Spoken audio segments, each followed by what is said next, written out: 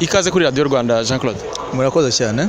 Uyu munsi witabiriye FESPACO na firime yawe yitwa INANGA. INANGA muri make ni filime ivuga ku biki mu buryo ubwiye wabibwira umunyarwanda akabyumva muri make ni filime ikinnye gute, ni filime mu ihe kategori? Ni filime iri mu filime twita mpamo. Numva abanyamakuru bakunze kuvuga mbarankuru, ariko navuga ko filime yose bari inkuru. Mbarankuru iyo tuvuze documentary ntago ntekereza ko byaba byo, ni mpamo ivuga ibintu by'ukuri.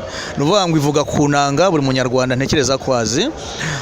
Ariko iyo tuvuze filime mpamo cyangwa se documentary film, hari ibintu uba wakozemo ubushakashatsi wacukumbuye, uba wifuza ko abazi nanga gusa ku buryo busanzwe bamenya n'ibindi batazi.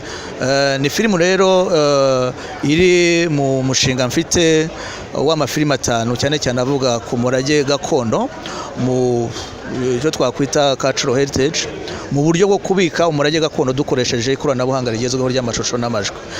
Izo filime zimwe ari nzavuga ku mbyino nyarwanda, hari ivuga ku ngoma nyarwanda, hari ivuga iki. Nuvuga ngo ni filime igerageza kugaragariza utazi umurage gakondo w'abanyarwanda kugira ngo awumenye. None n'abanyarwanda batawuzi naho cyangwa batazi imvano yayo bagerageze kumenya. Ni filime rero imara 35 ariko igerageza kuvuga muri make ibintu binyuranye ku nanga nyarwanda. Iyo umuntu akora umushinga nk'uyu hari ibibazo ahura nabyo, wowe byari byifashe bite mu gihe wakoraga filime yawe INANGA? Ngira ngo yenda ubu ngubu nzabireba indi mishinga ni izo zisigaye byaje, ariko nyikora nta kibazo nagize. Gusa akenshi ikibazo gikunze kuba iyo dusaba abantu bufatanye.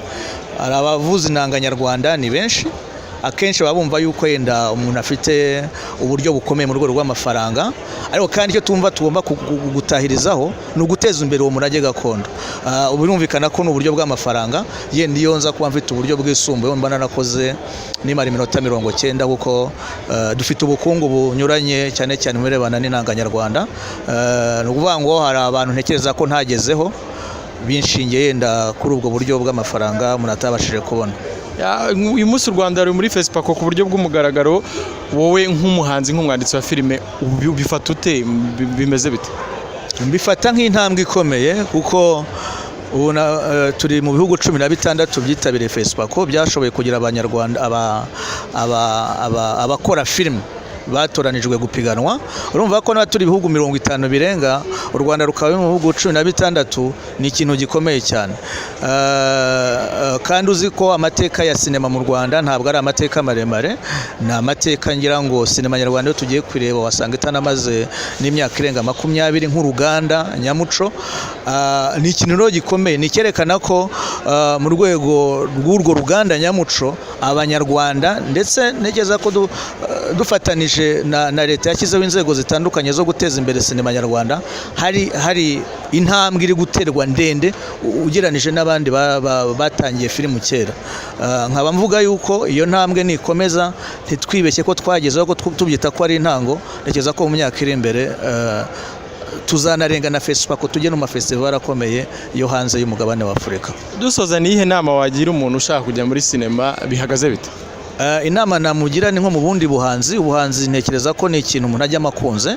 Icya kabiri akagomba gushoramo. Ikintu ashora cya mbere ni ugushora ubushake, ntabwo ari amafaranga kenshi. Iyo ufite ibitekerezo bizima, cyo kintu ushora. Kuko nk'iyo twigisha filime cyangwa se ikintu cy'ibanze burya gikomeye ni igitekerezo, ni nacyo abantu bagura. Two gutekereza amafaranga mbere yo kugira igitekerezo cyiza. Icya kabiri ni ukudacika intege. Gucika intege ni ikintu burya kidindiza ishoramari ryose, ko navuga ko sinema ni ishoramari mu by'ubuhanzi birumvikana. Iyo ucitse intege usanga cya gitekerezo wagize kigize gite kitageze ku ntego yacyo. Ikindi ni ukwiyungura ubumenyi. Kuba tugeze FESPACO ahangaha ntabwo twagezeyo. Umuhanzi ni umuntu uhora yiga, ntabwo ari umuntu uvuga ko kubera ko igihangano cyo cyageze ahangaha yumva yuko yagezeyo. Ubu ntekereza ko icyo twakora ni ukuvuga ngo ese ubu ngubu buri myaka 2 abanyarwanda tuzaba turi hano muri FESPACO. Ese nibuze indi myaka 2 cyangwa mu mwaka utaha ntabwo twakwifuza filime zijya ahandi harenze FESPACO. Numva ari iyo nama nagira abantu, kumva ko tutagezaho ko tugomba gukomeza. Urakoze Jean-Claude, tukwifurije amahirwe masa. Urakoze cyane. Okay.